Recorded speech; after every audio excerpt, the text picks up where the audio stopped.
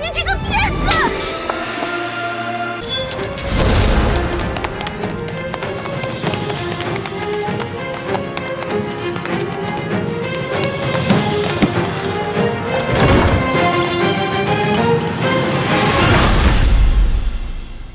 按理说，我们站在康熙这边，得到的利益会更大一些。可是现在我觉得，鳌拜获胜的可能性会更大。如果我们站错了队，那我们将会前功尽弃。那我们再等等吧，看情况，再随机应变。不能再等了，朱哥哥，你都不知道，龙三的武功还没有我强呢。鳌拜一只手直接把他掐死了。欢妹，这么重要的事情，我们当然要权衡一下。好，那你们权衡吧，我等不了了，我得去救我的龙小弟了。哎，欢妹，一欢对这个龙三有点过于担心了。大师兄，我觉得小师妹说的不无道理。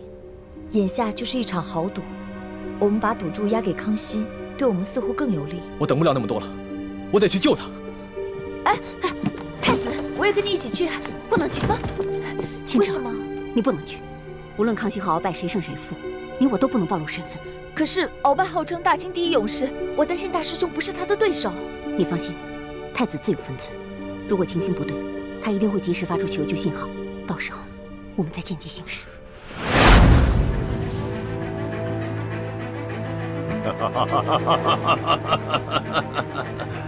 玄烨呀，玄烨，没想到你如此小瞧我鳌拜，像你这般狂妄无知，又怎守得住我大清的江山呢？好，那老夫就先送你去见先帝，再另立新君吧。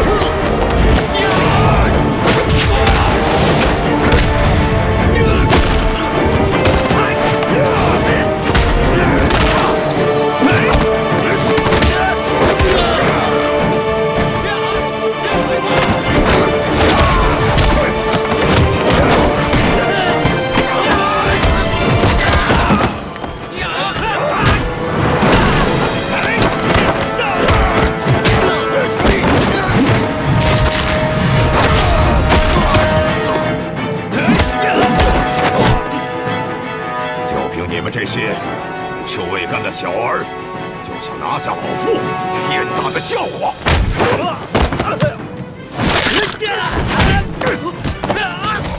李德福，这让你准备的东西你备好了吗？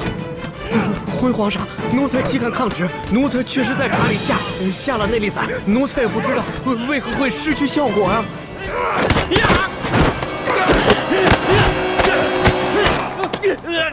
玄烨，老夫早就知道你要对老夫下手，还能不事先做些准备吗？告诉你，在来之前，老夫就预先服下了能解百毒的辟邪丹了。快起来！只要抓住了鳌拜，官升3级，赏金1000两。真是不见棺材不落泪。来吧，送死吧！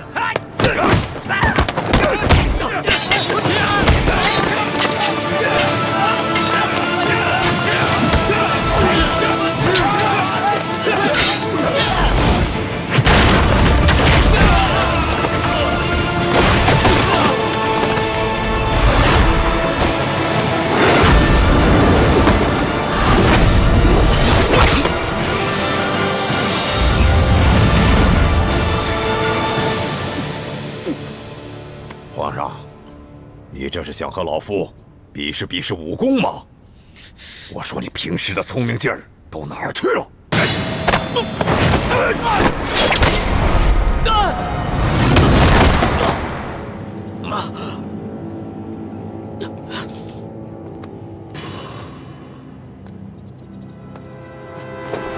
龙小弟，我来救你！没事吧？一欢，你疯了吗？你这个月的大补丸不想要了吗？义父，对不起了，请恕干女儿要大义灭亲了。你别忘了，你哥哥和你都服下了老夫的大补丸。我告诉你，一旦毒发，你们会死得苦不堪言。鳌拜，咱们来做个交易吧，你放了皇上，我也求皇上放了你，怎么样？老夫真是看走了眼了。老夫原本以为你是一个聪明伶俐的丫头，没想到你这般幼稚。站住，鳌拜！你已经中了我的7步之岛，如果你现在强行运功的话，你在7步之内就会毒发身亡。鬼丫头，你以为老夫会上你的当吗？就算老夫中了7步刀，也会在7步之内一样先毙了你们的命，让你们为老夫陪葬的。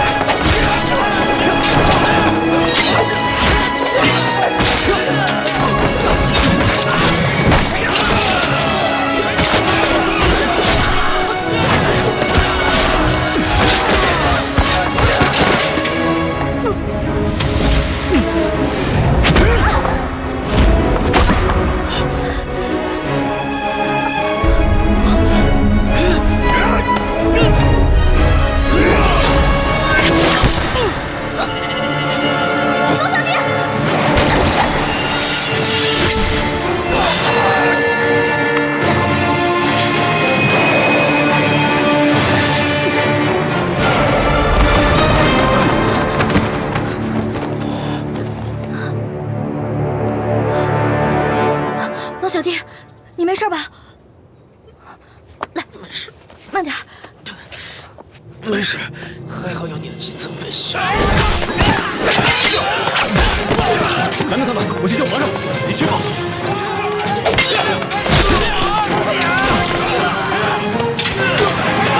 死丫头，你把老夫的金蚕背心也给了皇上，看来你对皇上是动了真心了。只可惜，就算是皇上穿了金蚕背心，老夫也一样要他的命。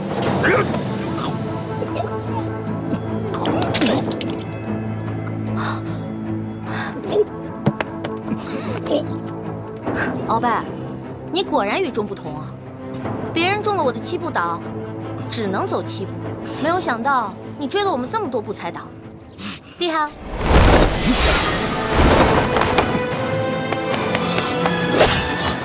猪哥哥，剑青，快杀了这个小皇帝！杀了他！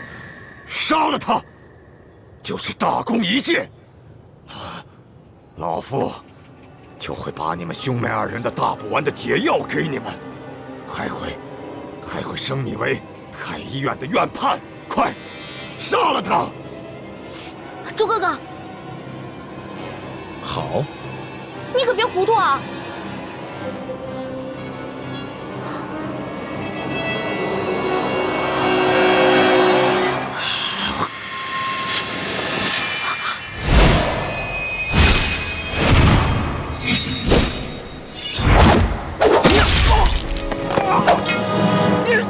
中堂大人，你忘了，我是奕欢的哥哥，当然要帮自己的妹妹。你们这大补丸的解药都不想要了吗？中堂大人，你又忘了，我是大夫，大补丸的解药我会解出来的。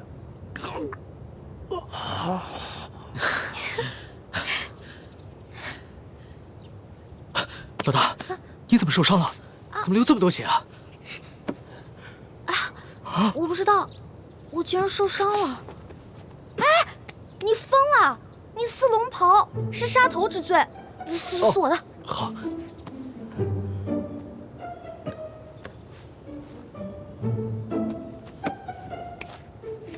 哎，等等，皇上，奴才这有手绢儿。啊，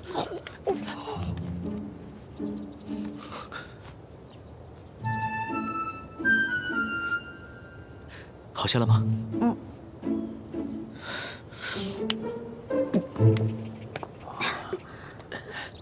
鳌拜，你别不服气，没想到你这个人不仅有勇无谋，还有眼无珠。站在你面前的根本就不是什么皇上，他是皇上的替身龙三。你说他是龙三？护驾，护驾！这边快！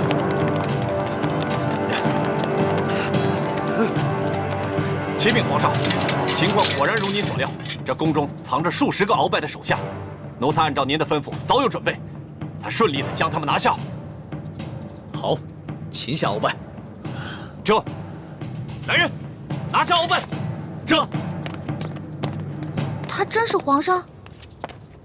对，这就是当今皇上。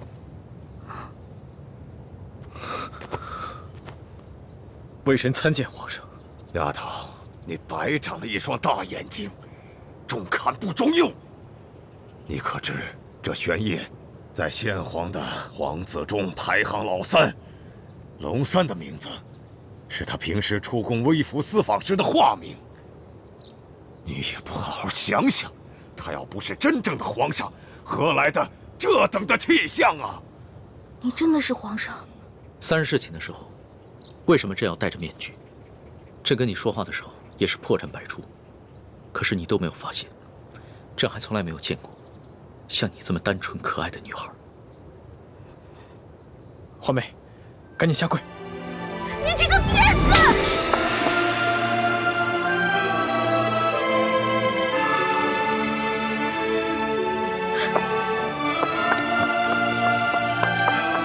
皇上，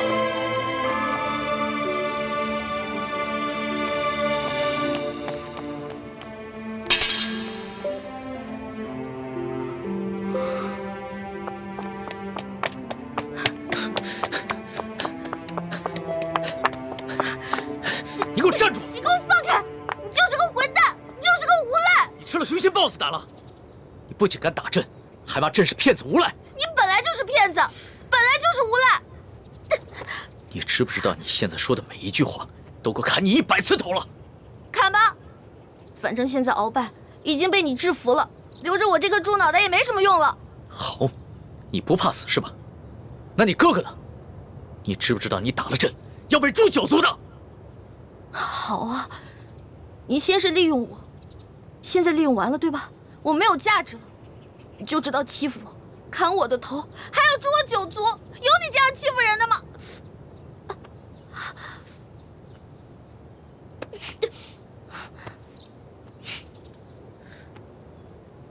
伤口这么深，你还乱动？你等一下，朕马上让你哥哥过来给你止血。现在都要砍我和哥哥的头了，还止血干什么？朕难道不该砍你的头吗？你知不知道从小到大，还从来没有人打过朕，就算朕的皇阿玛在世的时候，也从来没有动过朕的一根手指头。那还不是因为你骗我？你跟我说你不是皇上，你是龙三，我是你的老大。那小弟做错事了，老大教训一下怎么了？那要你这么说的话，还是朕的错了。没错，就是你的错，谁让你骗我了？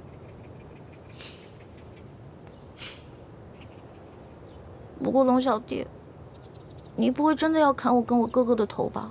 你说呢？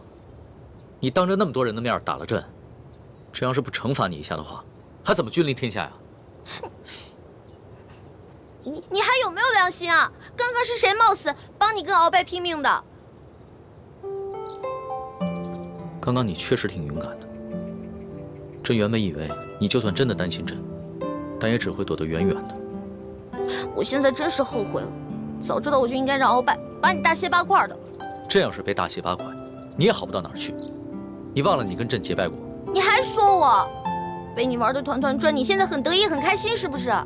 那你不也一样吗？啊，老骗我这个那个的，现在知道自己牛皮吹大了。我从小生在穷山村里面，我以为皇上都是那种威严的，哪成想是你这种泼皮无赖样啊！我怎么就泼皮无赖了？那你还一直女扮男装欺骗朕呢？啊？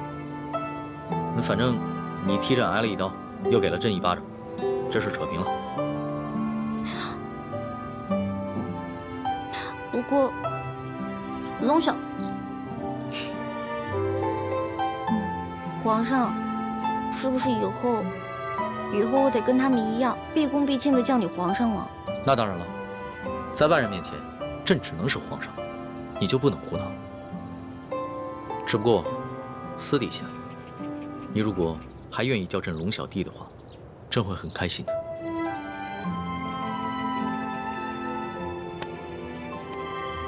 是不是疼死了？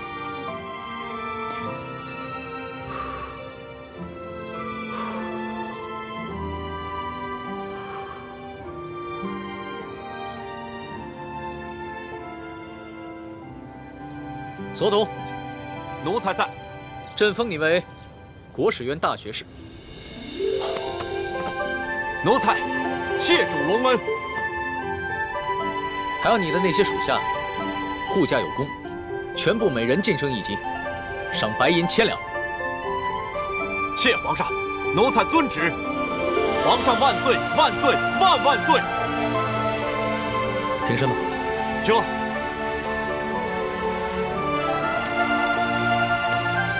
李建清，臣在。朕封你为太医院副院判，赏黄金100两。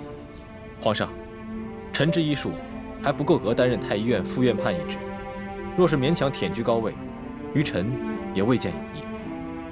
臣护驾乃是臣分内之事，不求封赏，只求当好一名御医。你年纪轻轻就能淡泊名利，很好。不过既然是你救了朕，那就是为朕立下了大功，朕也得赏罚分明啊！你要是不愿意升职的话，那朕就赐你一件黄马褂，准你有急事的时候，可以直接穿着黄马褂进宫见朕。多谢皇上。桓大爷，奴婢在。你为了帮朕铲除鳌拜，不惜冒着生命危险潜伏在鳌拜的身边，还识破了鳌拜要给朕下毒的阴谋。为朕擒下鳌拜立下了首功，可谓是有胆有识、有勇有谋的女中豪杰。你想要什么，尽管说出来，朕都会遂你的愿。皇上，奴婢只有2件事想请求皇上。这第一件事，想让皇上撤去奴婢的答应之位。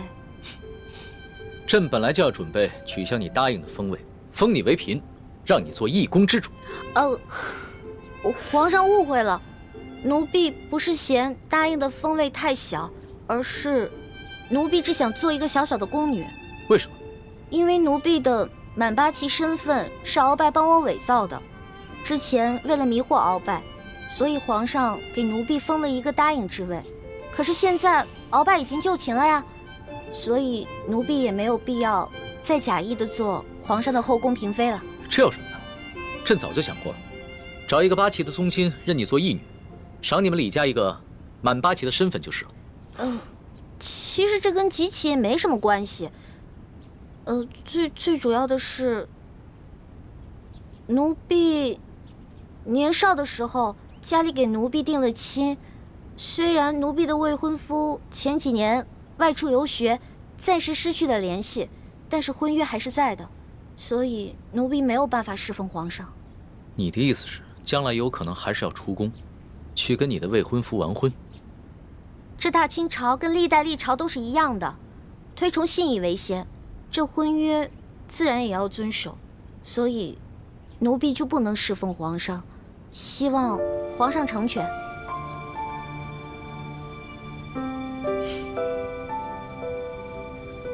你既然不愿意做朕的嫔妃，那朕也就不强求你。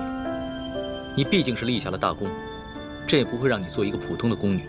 这样吧，朕就留你在御书房，做朕的笔墨侍书。等将来你的未婚夫有了消息，朕就让你出宫去和他完婚。奴婢谢皇上恩典。这个笔墨侍书，以前宫里是没这个职位的，而是朕特意为你而设。你既不是后宫嫔妃，也就不适合住在东西12宫中的任何一宫之中。这样，让人在后宫之中找一处幽静的住所，赐名永乐斋，暂时拨给你住。谢皇上恩典。那你的第2个要求呢？我第2个要求很简单，奴婢知道皇宫里有一个宝库，里面有好多奇珍异宝，奴婢想进去转一转。你还真是个小孩心性。好，朕准你了。准你去宝库逛一逛，顺便挑拣自己喜欢的宝贝，就当是朕给你的赏赐。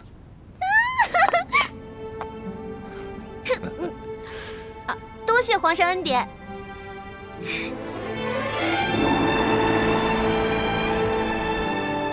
石树姑娘，哇，请。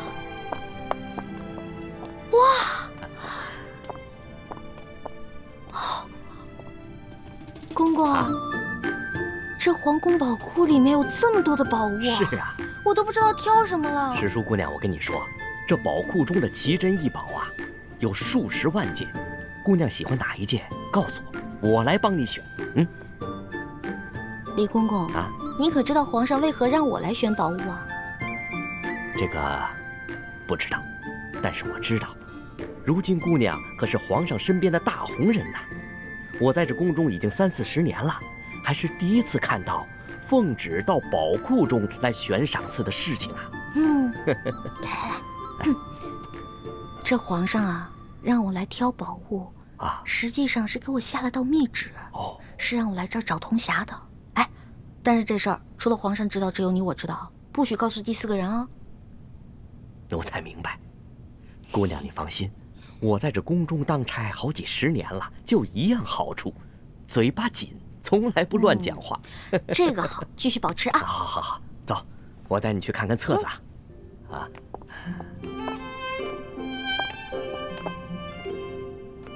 姑娘，这宝库里的所有宝物啊，都在这个册子里面。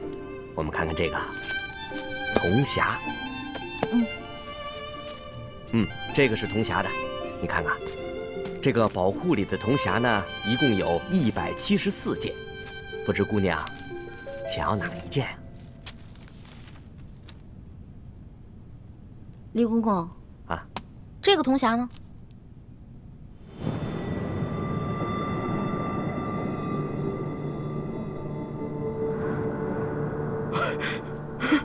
姑娘饶命啊，姑娘！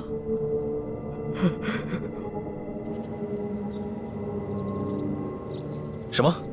铜匣被鳌拜拿走了？李公公说大概3个月前吧，这个鳌拜呢私自拿走了一个铜匣，还叮嘱他不能告诉任何人。我去登记册上看到铜匣的形状，应该就是我们要找的那个。恐怕不是鳌拜私下拿走的，是李公公亲自拿去献给鳌拜的。这个李公公现在还不知道我们已经知道了他是鳌拜的内奸，所以他在言语中呢为自己脱罪遮掩。哎，朱哥哥，我可听了你的话啊，没有揭穿他。你刚才说什么？3个多月前，那不正是义父告诉我们铜匣秘密的时候吗？难道鳌拜也知道了铜匣的秘密，所以抢先一步拿走了铜匣？可是鳌拜怎么知道铜匣的秘密呢？难道我们明珠谷出了奸细？奸细？我觉得会不会是鳌拜觉得那个铜匣很顺眼，自己比较喜欢，就顺手拿走了呢？环美，这么大的事情，我们不能存在侥幸心理。皇宫的宝库中有数10万件的珍宝，鳌拜偏偏选中了铜匣，一定是铜匣的秘密泄露了。那也就是说，咱们明珠谷有内奸了，那怎么办啊？眼下之计，只有想办法到鳌拜府上拿到铜匣，在暗中通知师傅们排查谷中所有人，找到奸细。学姐姐说的有道理，之前这康熙啊，一直担心我中了大补丸的毒，但他不知道咱们已经把毒悄悄的给解了，所以呢，我可以借口找解药，亲自搜查鳌府，康熙肯定会答应我的。环美，康熙一直对你言听计从，就连你之前打了他一巴掌，他也饶恕了你。但是，你千万不要被他的柔情蜜语所迷惑。朱哥哥，哎呀，你在其他事上都挺大气的，怎么这件事上这么小气呢？我接近康熙，还不是为了帮你实现为你父皇报仇、光复大明的梦想，结果你还怀疑我。对不起，环美，是我想多了。也不知道为什么，我心里总是不踏实。等我们拿到了铜匣，一起撤出紫禁城，再也不要见康熙了，好吗？怎么，你不愿意啊？哎呀，说实话啊，在这皇宫里呢，有最大的老大罩着我，想吃什么吃什么，想玩什么随便挑，这种感觉还真让我轻飘飘的。我还想多享受几天呢。你呀，哎呀，好了好了好了，我只是把我自己内心的话说出来而已嘛。为了不让你生气，我保证等找到铜匣以后，跟你们一起撤，行了吧？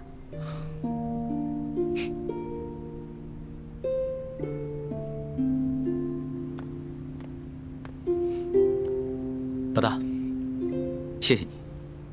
要不是你的金蚕背心，说不定小弟就再也见不到老大了。哎呀，这个金蚕背心我穿着也没什么用，我跟这世上的人无冤无仇的，也没有人想害我。倒是你，虽然高高在上，所有人都对你很恭敬，指不定多少人想害你。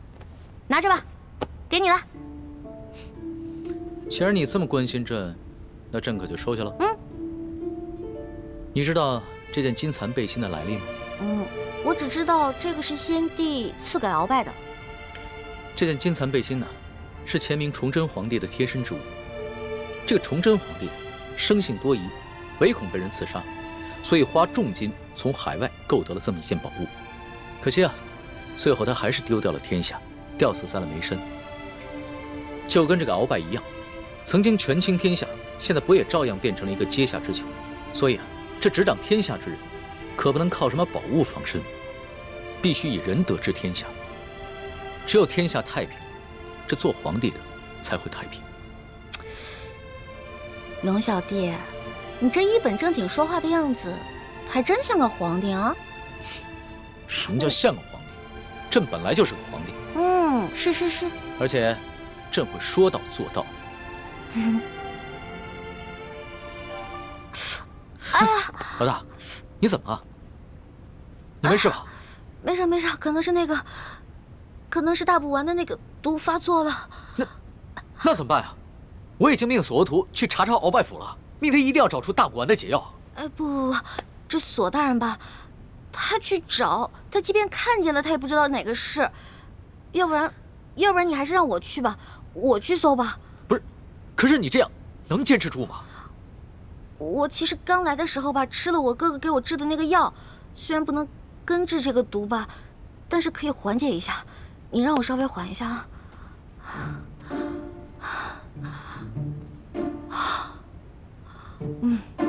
好多了，应该没问题了。行吧，那你就赶紧拿上朕的金牌，去鳌拜府查吧。老小弟，如果我去搜的时候看到一些金银财宝，我能不能顺便带走点儿？老大，你在宝库里边挑了那么多宝贝，还不知足？钱是个好东西嘛，多多益善啊。你呀，真是个小财迷。所以，龙小弟，你这话是答应了？啊，谢谢龙小弟。这样，等我发了大财以后，一定带你去京城第一酒楼吃顿好吃的，行不行？好，就这么定了。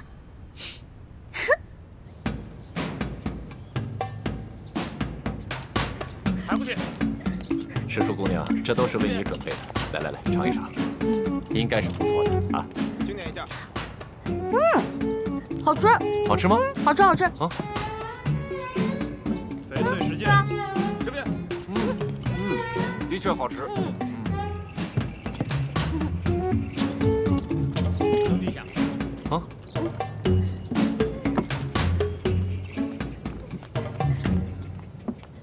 表姨夫，这是查抄的物品清单，您过目。啊。这大补丸的解药，府中里里外外、上上下下都搜了个遍，还是未能找到。这怎么能行啊？大补丸解药是最重要的东西啊！皇上说了，掘地3尺也要找出来。继续搜。是，卑职这就亲自带队再去搜一遍。快去。你走。这，师叔姑娘，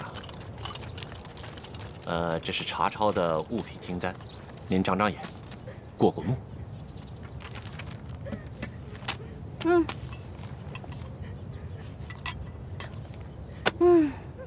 啊，这个不对。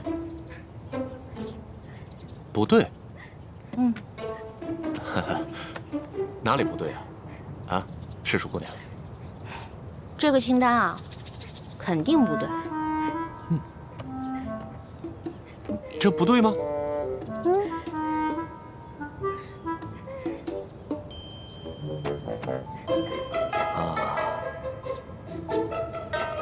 好，世树姑娘，咱们能不能借一步说话？好啊。走。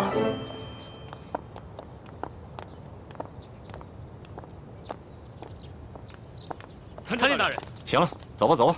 行，走。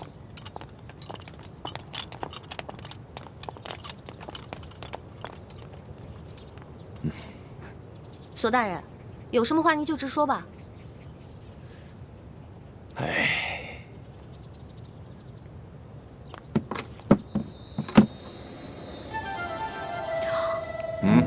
哇，这么多金银珠宝啊，连在皇宫的宝库里都没见过呀。世树姑娘，你这眼光挺毒啊，一眼就看出这账目不对啊。实话实说吧，这2箱宝物还真就没入账。咱俩来鳌拜府，也不能白辛苦这一趟吧？咱们2:1天作5，把这2箱宝物给他分了，这样如何？分了，这不太好吧？这有什么不好的啊？这皇上命咱们俩来查抄这鳌拜府，其实就是想赏咱们俩一个发财的机会，这你都不懂吗？那也是，咱就别跟皇上客气了。是啊，那咱跟皇上客气什么呀？啊？那这样，一会儿你找个人啊，帮我把这箱抬到永乐斋去。没问题啊，这个包在我身上，你就不用担心了啊。那世树姑娘，这些账目可对了？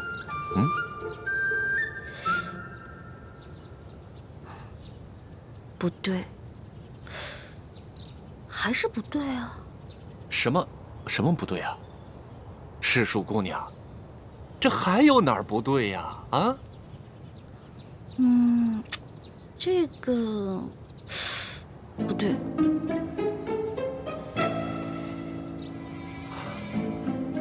行，你厉害。走，跟我走。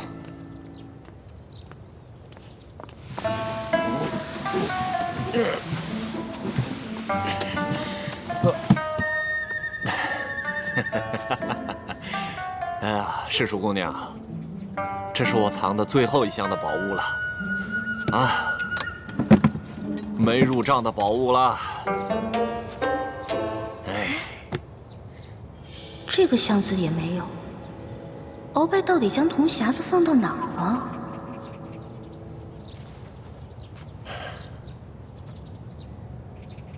世树姑娘，这最后1箱宝物，我本来是要留下来，孝敬其他王公大臣的。你想啊，咱俩捞到了这查抄鳌拜府的肥差，这朝里多少眼睛盯着咱俩也不能不懂规矩啊，是不是？是啊，索大人啊，我虽然不是特别懂你们这朝中的复杂关系吧，但是我也知道，这人要懂得分享，不能吃独食，不然啊会招来祸灾的，是不是？是啊，哎呀，世树姑娘就是聪明伶俐，难怪皇上这么宠爱你。哎，那现在这账目可对了？这账目是对了，但是我这解药还没找到呢。对呀，这解药没找着。鳌拜这奸贼实在是狡猾得很呐！这找不着解药，咱俩怎么向皇上交代呀？索大人，您看这样，您让手下的人呢去审一审鳌府的人，问问这鳌府里面有没有什么密室之类的。对呀，我怎么就没想到这一点呢？啊，哎呀，还是世树姑娘更胜一筹啊！那咱这个先放着，查解药去。走。赤树姑娘，你瞧这个地方机关重重，也不知道藏了多少宝物，说不定这大补丸的解药就藏在里面。索大人，这个机关十分的复杂，我们真的没办法打开啊！废物，一群废物点心，这点事儿你们都办不好啊！我告诉你们，再给你们1个时辰，如果你们再打不开，我把你们这没用的手给剁下来。我剁下来，知道吗？我知道，我们开。索大人，消消气啊！我觉得他们打不开，跟您站在这儿也有关系。您想啊，您站在这儿，他们紧张啊，紧张肯定打不开。要不然您看这样行吗？您到外面啊歇息，喝个茶，我来看着他们。还真说不定啊。那行，那就麻烦世淑姑娘帮我先盯着点儿。好嘞。啊，你们听好了啊，一切都听世淑姑娘的安排。是。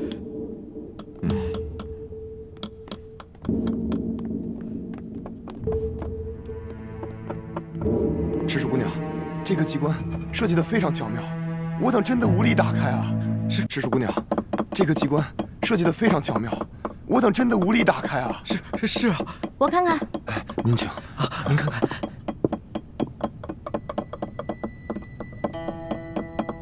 哎，赤树姑娘，你也会开机关啊？嘘，小声点啊，这事儿不能声张。这个机关我要是开不了的话，你俩手可就保不住了啊！是，我们不说。我这次要是开不开的话，千万别怨我啊！不会，能开。哎，您请。哎，您请。天灵灵，地灵灵，保佑我一定要开啊！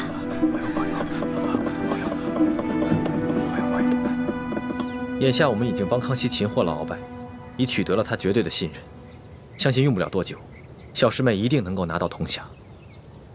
真没想到，事情进展得这么顺利。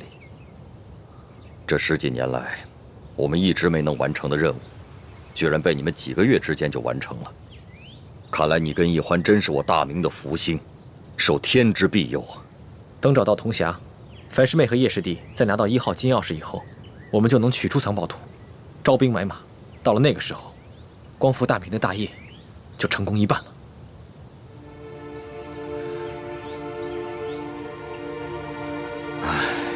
怎么了，义父？有件事情藏在我心里已经很多年了，我现在告诉你，你也要把它藏在心中，不能告诉任何人。义父，请讲。孩儿定当守口如瓶。你可知道，我为何让你们活捉孙府？为了清除逆党，同时追查二哥四星的下落。那你可知道我为何要急于见四星？二哥四星乃是义父的亲生儿子，当年曾随义父出生入死，立下过汗马功劳。现在二哥下落不明，义父下定决心寻找他，当然是出于父子人伦，人之常情。我急于找到四星，并不仅仅是因为父子情深。你可知，那镶着玛瑙的第2号金钥匙，当年就在我的手上。当时我为了掩护先帝逃亡，自知必死，就把那金钥匙交给了四星。义父是说，那2号金钥匙随着二哥不知所踪了。当年我本有机会救我的妻女，但你就把太子交给我，你的座位让给晋王妃。陛下，万万不可！请你和皇后快登车吧。臣已经为臣妻备好了马车。父王，你竟然让母妃和妹妹另列马车，马上就到。刚刚陛下明明让母亲上车，你却不让。你明明知道吴三桂马上就要破城了。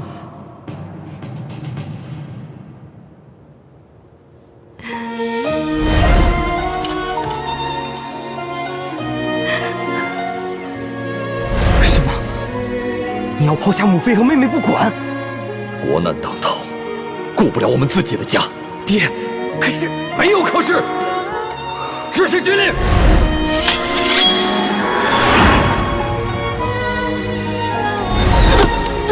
娘，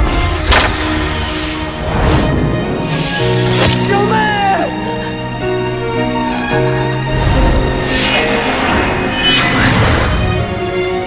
亲王后，你不再是我爹。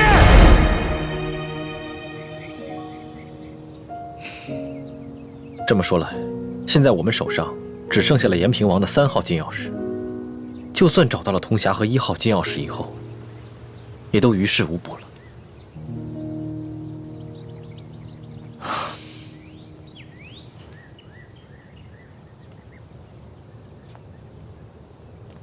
这么多年来，这件事情一直是我心头的一块大饼。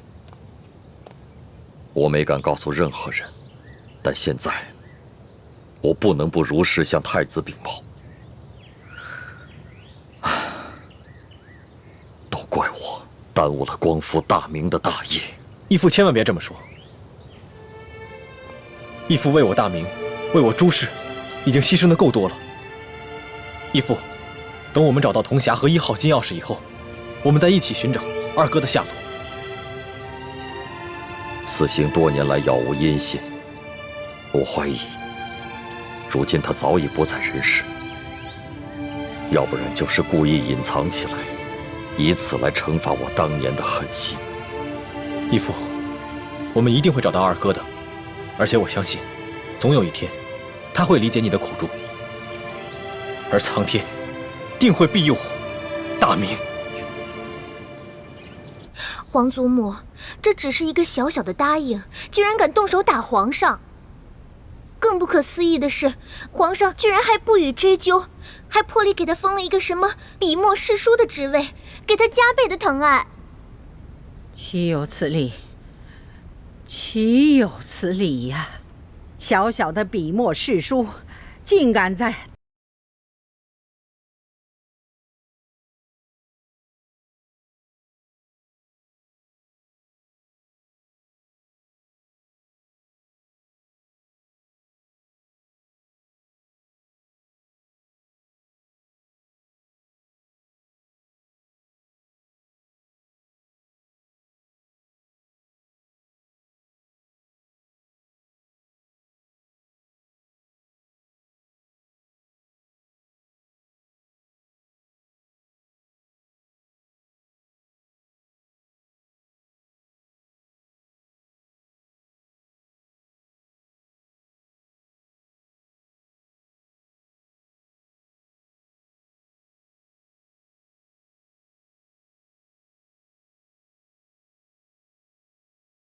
说，当时确实奴才没有看见李欢打了皇上一巴掌。这皇上又严令我们不许多嘴，所以奴才不敢妄加猜测呀。你这个滑头！李德福啊，看来你真是有点老眼昏花了，该瞧到的你都没瞧到。太皇太后恕罪，奴才该死，请太皇太后责罚。李德福，你可是这宫里的老人了啊！你说说，冒犯了皇上，该当何罪？回太皇太后，冒犯皇上，那是死罪。那动手打了皇上呢？这奴才在宫中30多年了，还从未见过如此胆大包天、不知死活之徒，所以无旧例可循。但显然当处以极刑，诛灭9族。李德福啊，你若不是皇后禀报了哀家，你还在那儿装聋作哑呢。奴才该死，奴才该死！哎呀，李德福啊，李德福，你服侍了哀家已经整整30年之久了。你可知哀家当下最担心的是什么？最害怕的是什么？奴才不敢妄加猜测。鳌拜专政，让我担心，但是我不怕。这吴三桂以兵自重，哀家也担心，但是也不怕。哀家最怕的是这宫里头再出现一个像董鄂妃这样的狐妹子，怕会毁了皇上，毁了我大清江山呢。太皇太后，您请放宽心，那李易欢她成不了董鄂妃，她是个汉女。况且，自幼又定了亲，一旦她的未婚夫出游回来，那李欢就该出宫完婚去了。这汉女怎么了啊，定了亲又怎么了？当年这海兰珠就嫁过人，这太宗皇帝不照样爱若珍宝吗？董鄂妃一样，她还是先帝的弟媳呢，那先帝不是照样为她神魂颠倒了吗？这李易欢呐，比起这海兰珠啊、董鄂妃呀，真是有过之而无不及呀！居然还敢打皇上，啊！皇上连这个都能忍，这说明把他纵容到什么地步了啊！李德福啊，这可是天大之事啊！你居然没向哀家禀报！奴才该死，奴才该死。不过，奴才也着实冤枉。这李易欢，他入宫之后，也未见得如何受宠啊，只不过册封了个答应。可是，谁想到，竟然到了今天这个地步啊！可见呢，这个李易欢是一个鲜毒之人呐。皇祖母，你可千万不能再纵容这个贱婢李易欢了，否则，只怕您担心的事情又要重蹈覆辙了。放心吧，只要哀家在，任谁他也翻不起这个波澜来。都过了1个时辰了，世叔姑娘，你到底行不行啊？哎呀，别催我了，恐怕我们的手是真的保不住了。是啊，能不能不要那么绝望啊？我有种预感，我很快就能打开，很快。这真的假的啊？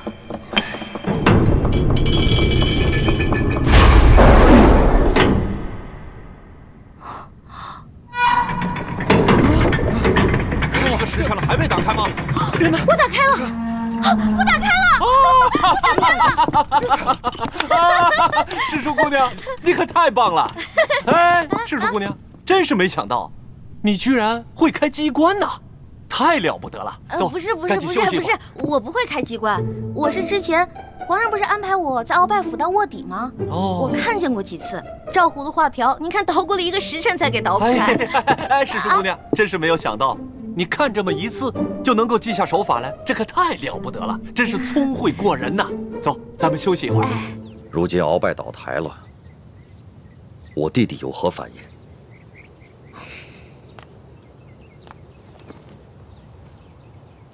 叔父应该是受了鳌拜大补丸的控制，所以未必是真心在为鳌拜办事，不过是为了保全性命，成了鳌拜的内奸。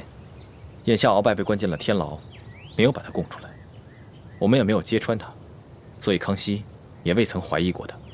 眼下他在宫里的日子，也算是风平浪静。那，如果我向他表明身份，以你对他的观察，他是否会认我这个亲大哥？是否会弃暗投明，加入我们光复大明的联盟？这个很难说。我曾经试探过他几次，他常常感慨自己孤身一人，似乎十分想念从前的亲人。不过他毕竟在宫里生活了几十年，已然变得十分麻木且圆滑，而且他现在有钱有势，我猜他不会为了跟义父的兄弟情谊而放弃眼下所拥有的一切。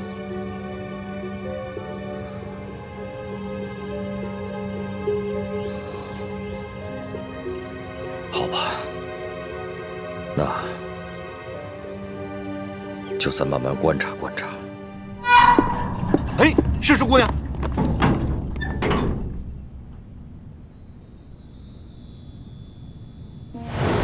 你们俩把工匠带走，给他们打赏，快！知。没想到啊，这鳌拜老贼的密室，珠宝多的比皇宫还多。可不嘛。哎，索大人，要不然这样，咱俩呢先挑点，剩下的入账，您觉得呢？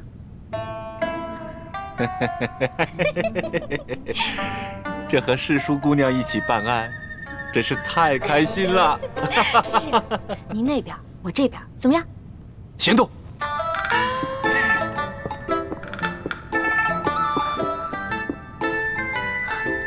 真是皇天不负有心人，我终于找到你了。哼，朱哥哥，看你以后还好意思骂我笨。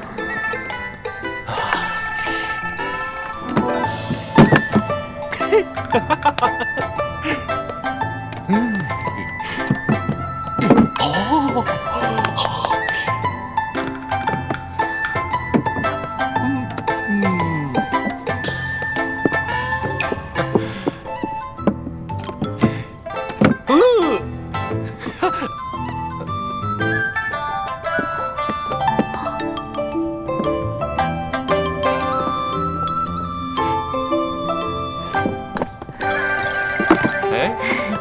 师叔姑娘，你这就挑好了？当然了。再多挑点吧。哎，不了不了，我挑的已经够多了。索大人，您再接着挑点呗。我呀，哎呀，我想起来了，不对呀。怎么了？这大补丸的解药还没找到呢，怎么跟皇上交代？那您要不要再带着手下人继续看看？您看这天色不早，我挑的已经够多了，我先撤了。好嘞，那我送你出去。来来，谢谢索大人。慢点，慢点，慢点。好好好。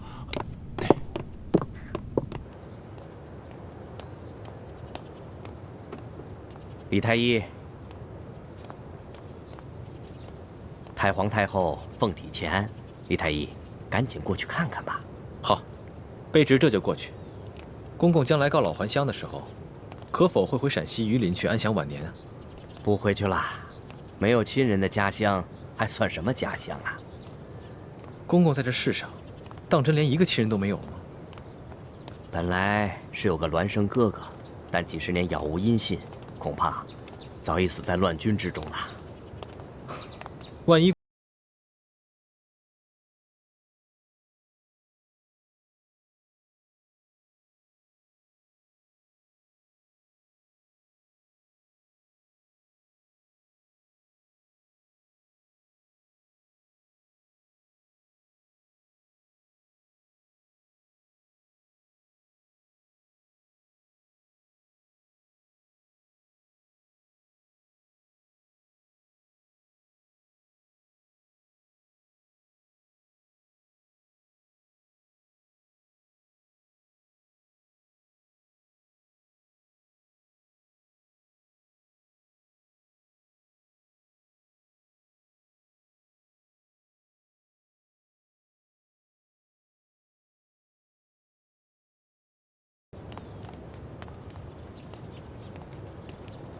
公公，这好像不是去慈宁宫的路吧？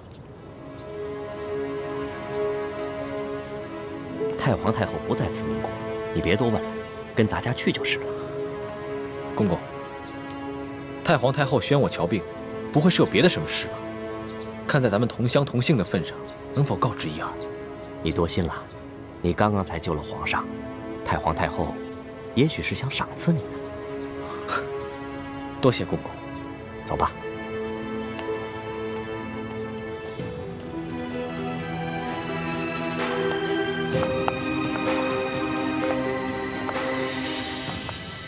厉贵人，您吉祥。李公公安好。微臣参见厉贵人。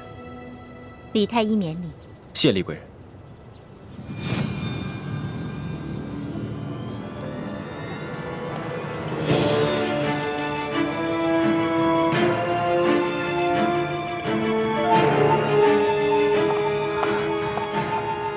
师父，大师兄出事了，我去永乐宫通知医患。你千万要沉住气，不到万不得已，不要暴露自己的身份。知道了。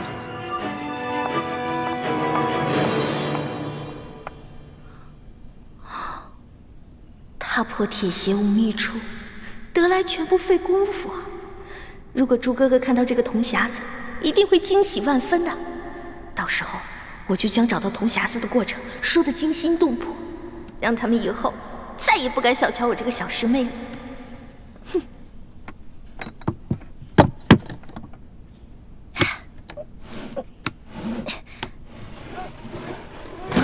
一欢，谁？一欢，快去救大师兄，快啊！啊！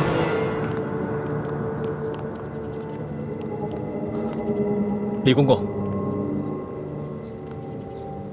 太皇太后不是宣我来看病的吗？怎么把我带到这儿来了？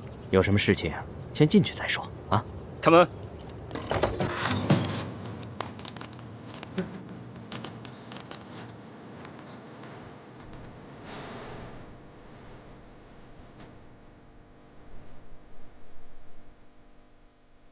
李公公，这到底是怎么回事？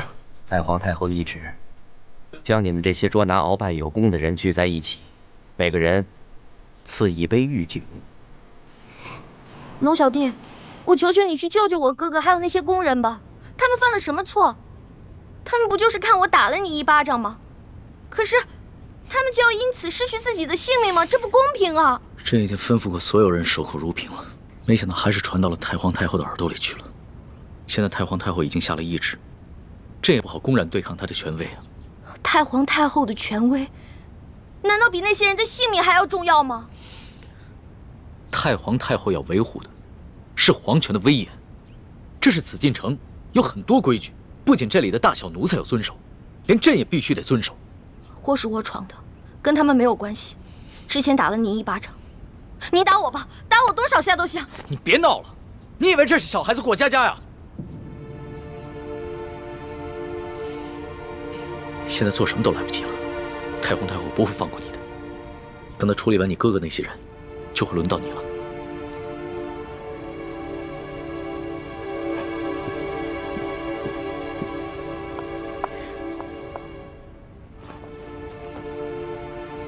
那皇上，您还是先杀了我这个祸首吧。如果先杀了我的话，死在哥哥的前面，我就不会那么内疚了。懿欢的懿欢，你还老说自己是朕的老大，一到这种危险的时刻，你就这么没出息的以死相要挟。您现在是高高在上的皇上，我只不过是一个小小的奴婢，我只能求您大发慈悲，饶了我哥哥。少说的那么可怜，你什么时候把朕当过皇上？不一直把朕当成你那个结拜小弟吗？奴婢再也不敢不知天高地厚了。您现在是皇上，不是奴婢的龙小弟。皇上，之前都是奴婢错了，要罚你就罚奴婢吧。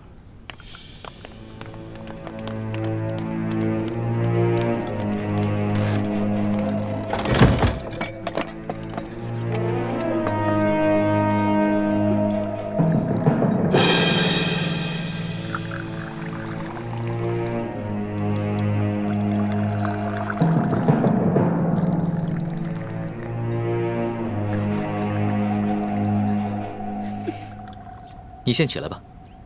我不起。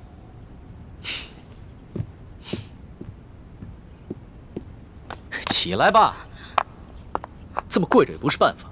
皇上，我求求您了，您能不能去救救他们呀？如果他们因为我而死，我肯定会内疚死的。楼下，皇上，你就救救他们吧。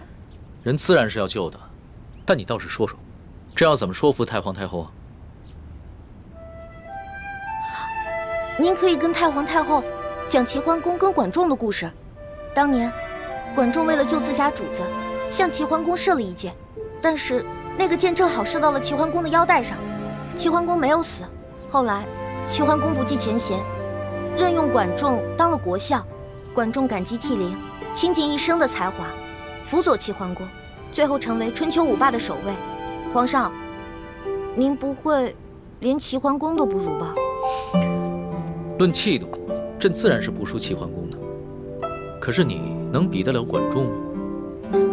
论治国之才，奴婢当然比不上管仲的一根汗毛。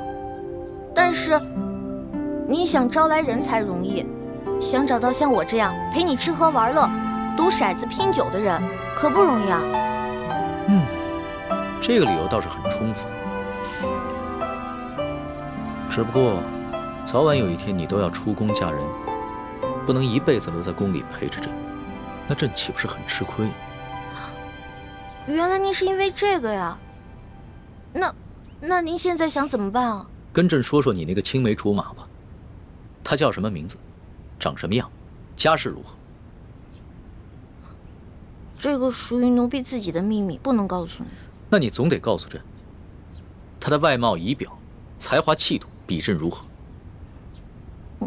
这个嘛，我也没法说。有什么不好说的？让你说，你说不就完了吗？那我真说了，你可不许生气啊！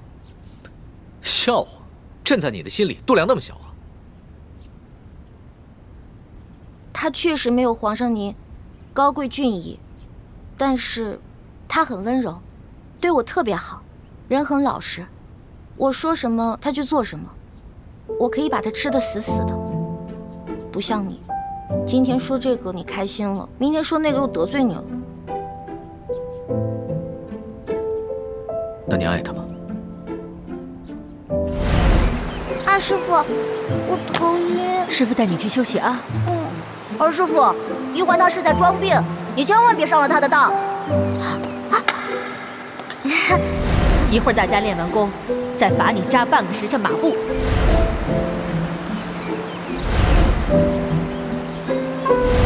玉环妹妹，你别生我的气了好吗？环妹妹，这个给你，我们和好吧。核桃酥。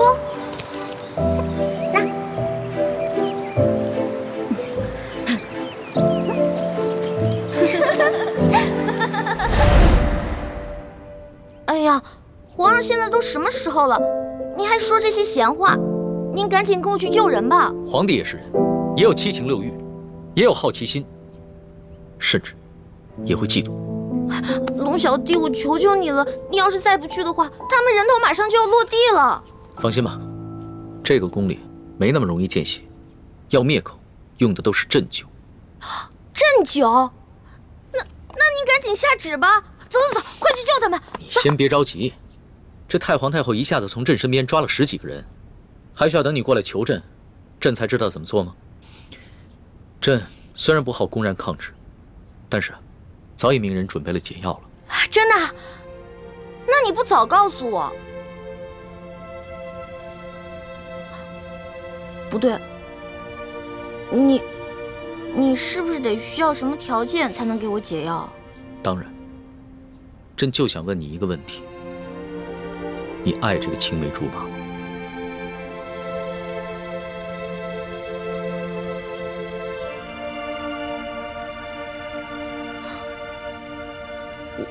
我不是不告诉你，说实话我也不知道，我只知道我们是青梅竹马，从小他就对我特别的好，以后我肯定是要嫁给他的。至于爱不爱，我自己心里也不清楚。哎呀，好了，我现在回答完了，你可以跟我去救人了吧？等一下，朕还有一个问题。你怎么那么多问题啊？你有话快说，有屁！皇上，您问吧，您快点问。你爱朕吗？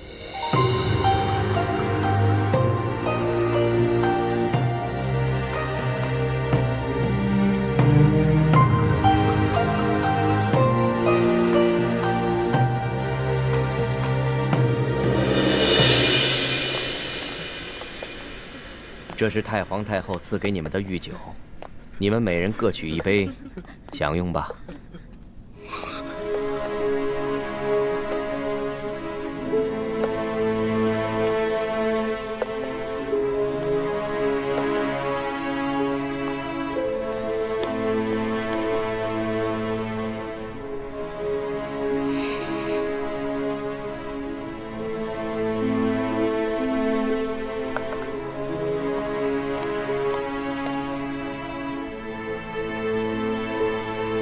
这酒有毒。公公饶命啊！公公饶命啊！李公公，太皇太后为何要赐毒酒给我们？